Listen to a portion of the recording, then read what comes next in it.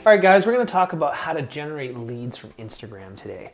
When I first became a real estate agent, I somehow managed just by posting to Instagram, and I didn't have any listings or anything like that. I was able to generate about $70,000 in gross close commissions from being exposed to the real estate market and to real estate buyers and all that kind of thing on Instagram. So some very important tools here that you can use that don't really cost a whole lot of money. I mean, no more than $20, $30 in terms of ad spend. When I was new, I want to talk about the things I did when I was new because they're still very relevant to getting business today on Instagram, and how the things I did, what generated that $70,000. And now moving over to where I am with Instagram and my content creation, the things I do on a weekly schedule now that have continued to promote that level of business and also don't cost me anything. I created an Instagram profile, very professional one.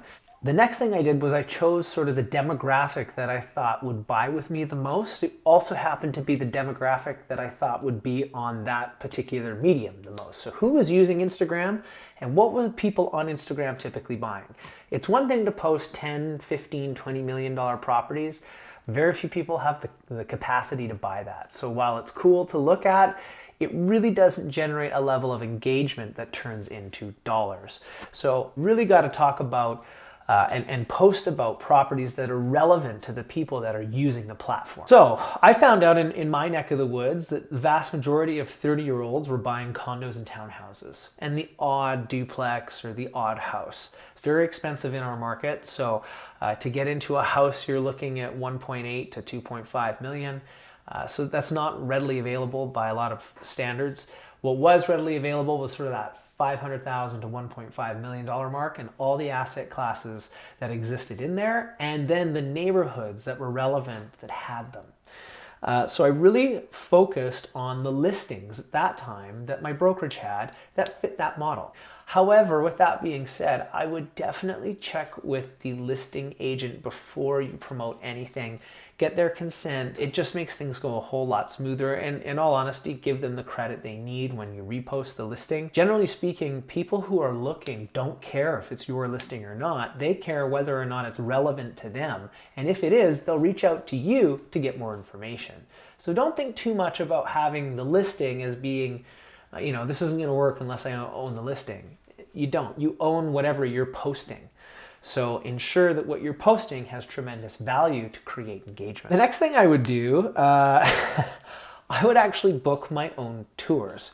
So yes, I had no buyers and I had no sellers, but I had to have the appearance, or at least I had to show people that I knew what I was talking about in the relevant market. So I would book my own tours. I would go out on open houses. If I wasn't hosting somebody else's open house and doing a whole social media piece on that, then I would go on my own tour and visit 2 or 3 different properties, and I would ask the listing realtor when I showed up, do you mind if I take some video here and send this to my client? Even if I didn't have one, I would also say, hey, listen, I might promote it. I'm obviously going to give you credit. It's your listing, but assuming you're okay with that, do you mind if I post your listing to my Instagram?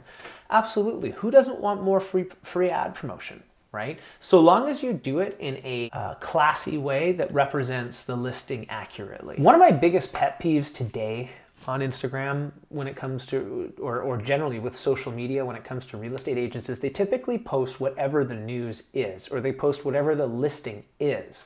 That only has so much relevance and so much value. It's mostly entertainment, and it has nothing to do with stimulating real levels of engagement. Where you get that level of engagement is when you talk about why this might be a good thing to buy. Like going through the property, showing off its main features, but then stepping outside of the property and mentioning that it's a 2-minute walk to a future SkyTrain station, which will add liquidable value if purchased today. These are the kinds of things that people want to know. They want to know why they should be in a particular neighborhood over another, or why a particular asset class over any other.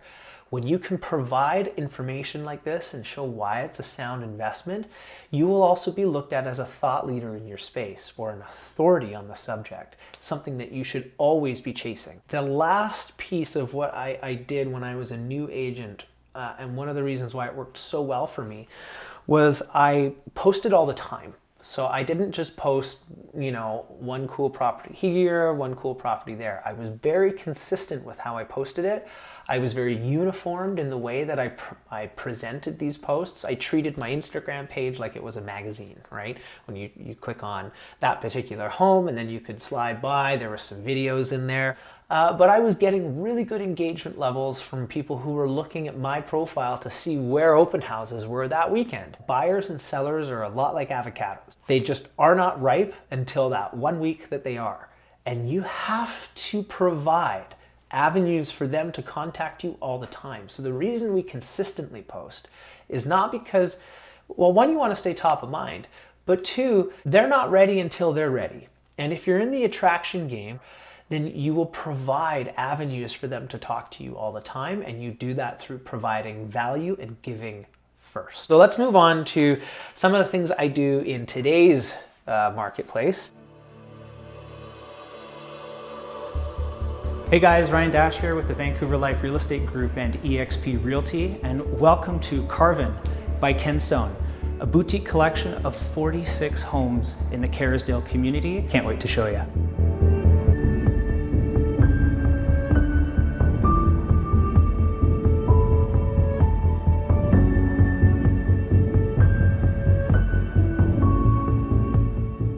One thing I will say too about going forward, buy yourself a gimbal.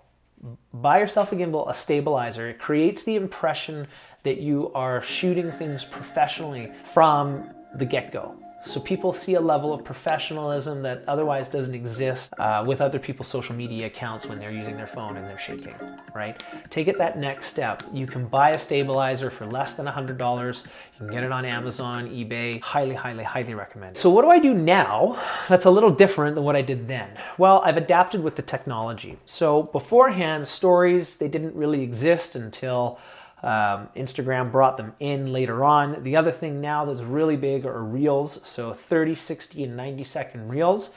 And I've really broken it down into a schedule that allows me to create consistent social media, consistent presence, consistent content for the people I'm trying to attract. So once a month, no matter what, I will always, always, always do a market update video.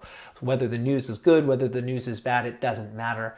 I will report on the news. But the other thing I do with this, guys, and please do this as well, do not just state the facts. Sales were down 45%, inventory is up 45%. It's taken 28 days for properties to sell. All of that information is important, but they can get it anywhere. So you're not very special in doing that. Where your expertise comes in is, what does that mean for a buyer? What does that mean for a seller? What should I be doing differently? So I'm sure you've heard the news. The Bank of Canada has come out and raised the overnight rate by 50 basis points, the largest rate hike we've seen since 2000. Some strong comments. Your market update should be not so much just about what the update is, but how it affects buyers, how it affects sellers, and the ones that you are actually speaking to. Next one, once a month, I will always go after some of my favorite businesses in the neighborhood. This is specifically to do with creating great relationships and becoming even more of a presence in the community. And doing so, you leverage both the social media content you're doing and the relationship building aspect of it. Standing outside my favorite business in Vancouver. And that's a pretty bold statement. I visit a lot of them. But honestly, here at the Juice Truck, juicetruck.ca, if you want to go check them out online, it's a great place to get, honestly, a holistic nutrition approach. Everything from juice cleanses to wicked smoothies, to vegan-friendly foods, gluten-friendly foods, and not only that, they also have some really wicked pop-up events. So go down to your favorite coffee shop, start talking to the barista, get to know the manager, even get to know the owner if you can. Perhaps you know a business where you know the owner and you want to feature them. Work with them. Go in there and completely feature what they do. Doesn't matter that you're a realtor, doesn't matter that it's not relevant to real estate. What matters here is that you're a part of the community and you'll be seen as supporting local community businesses. People love to refer to people who support their business. You create incredible loyalty in doing so, and you create a diverse audience by showing them not just real estate, but the community. Buyers really care about the kinds of community they're buying into. They want to know if there's a coffee shop that's within 5 minutes of their apartment, so on and so forth. Very, very important, and it shows you're very relatable. One other post that I typically do, I will always do the top 3 things for buyers, the top 3 things sellers need to do before they list their home, the top 3 things buyers should do in today's current marketplace when they're preparing to buy a home. What do current interest rates mean for buyers? What does it mean for sellers? Whatever the news piece you're doing, distinguishing what it means for buyers and what it means for sellers, because the stories are radically different.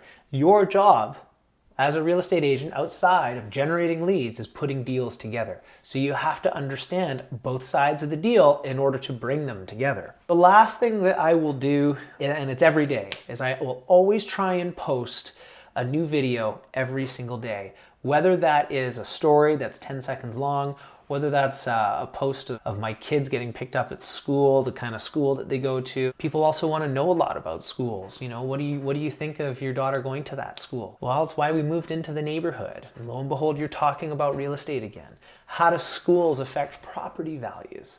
There's so many ways that you can tie in real estate to what you're doing. I mean, real estate is a part of everything we do. I'm very open with my social media. It creates a really relatable situation for the people watching. I'm always looking for stories. I'm always looking for experiences. 1 or 2 posts per day on your story just to keep you top of mind. Doesn't have to be more than 10 or 15 seconds. These are the things that create authenticity. If you can do that, people will always revere you as someone who does their homework first, someone who is speaking to the people. So do so in a way that's responsible, do so in a way that's entertaining, and do it in a way that always provides value first, and keep your self-indulgence out of it.